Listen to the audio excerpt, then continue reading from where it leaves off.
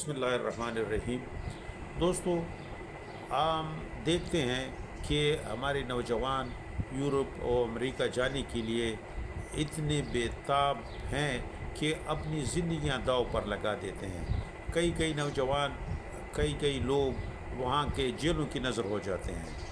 اور ایسا کیا ہے جس کے لیے یہ لوگ اتنی کوشش کرتے ہیں اور اتنی محنت کرتے ہیں؟ کیا وہاں کے پہاڑ، وہاں کا سبزہ، وہاں کا موسم، یا کوئی ایسی چیز ہے جس کے لیے جو دیکھنے یا اس کے لیے وہ جانے کے لیے اتنے بےتاب ہیں؟ نہیں جی، وہاں پر جو بھی جاتے ہیں، ہمارے لوگ وہاں پر روزگار کے لیے جاتے ہیں، پیسے کمانے کے لیے جاتے ہیں۔ وہ لوگ ہم سے زیادہ امیر ہیں، وہاں پر روزگار کے مواقع زیادہ ہیں۔ تو آئیے ذرا اس پہ سوچتے ہیں کہ ایسا کیوں ہے؟ وہ لوگ ہم سے اتنے زیادہ امیر کیوں ہیں؟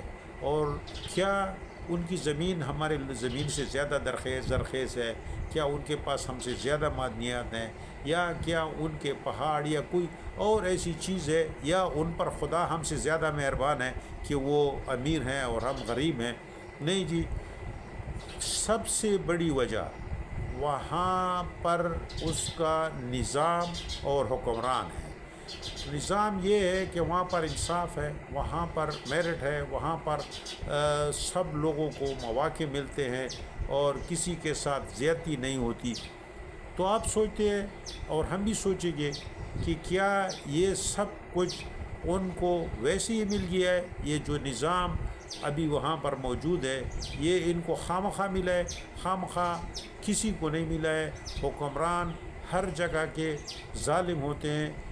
طاقتور لوگ کبھی بھی اپنی سہولیات نہیں چھوڑتے، لیکن وہاں کے لوگوں نے محنت کی ہے، وہ نظام کے مقابلے میں کھڑے ہوئے، انہوں نے طاقتور لوگوں کا مقابلہ کیا، اس کے لیے کئی تکلیفیں اٹھائی، اور تب جا کر کہیں ان کو یہ نظام ملا ہے۔ انقلاب فرانس کے موقع پر انقلابیوں نے پیرس کے بڑے چوک میں ایک مشین لگوائی جس کو گلوٹین کہا جاتا ہے۔ وہ پانسی کی مشین تھی، اور راستے میں جو بھی آتا تھا، جو بھی لوگ آتے تھے، تو انقلابی ان کے ہاتھ دیکھتے تھے، ان کے ہاتھ اگر نرم ہوتے تو ان کو گلوٹین کے حوالے کر دیا جاتا تھا کہ اس نے محنت نہیں کی ہے۔ یہ انقلاب مزدوروں کا تھا، اس میں لاکھوں لوگ لقمہ اجل بن گئے۔ لیکن وہ جو کہانی آپ نے دیکھی ہوگی، مشہور ہے کہ جب لوگ نعرے لگا رہے تھے اور جو اس کے بادشاہ کے محل کے قریب پہنچے، تو اس کی بیٹی نے کہا کہ یہ لوگ کیوں نعرے لگا رہے ہیں، کیا چاہتے ہیں؟ تو کسی نے کہا روٹی چاہتے ہیں۔ تو اس کے وہی مشہور ہے کہ پھر اس کے بادشاہ کی بیٹی نے کہا تو پھر یہ کیوں کیک نہیں کھاتے؟ کیک کیوں نہیں کھاتے اگر ان کے پاس روٹی نہیں ہے؟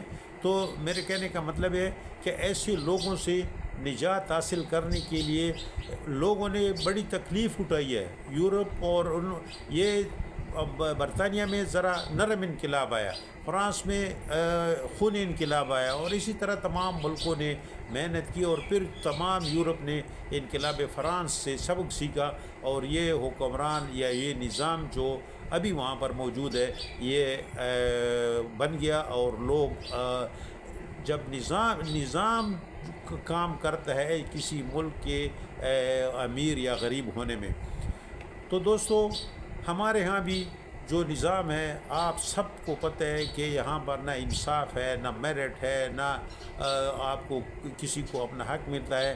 تو اس کے لیے آپ نے جدوجہد کرنی ہوگی۔ سیدھی سی بات ہے، میں نے انقلاب نہیں رہا ہے، ہمارے ہاتھ بھی نرم ہیں، ہم بھی اس پہ یوں سمجھے کہ پریویلیج کلاس میں کوشش کرنی ہے، آپ نے کرنی ہے، محنت آپ نے کرنی ہے، اور ان لوگوں کے سامنے کھڑا ہونا ہے، اپنے لوگوں کے لیے قربانی دینی ہوگی، تب کہیں جا کر یہ نظام بدلے گا، تب جا کر کہیں یہ ظالم لوگوں سے ہم نجات حاصل کریں گے۔ اور یہی جو اپنی دولت کے لیے لگے ہوئے ہیں کہ اپنی یہ سب کچھ اپنے لیے کر رہے ہیں، ان کو عوام کی کوئی بھی فکر نہیں ہے۔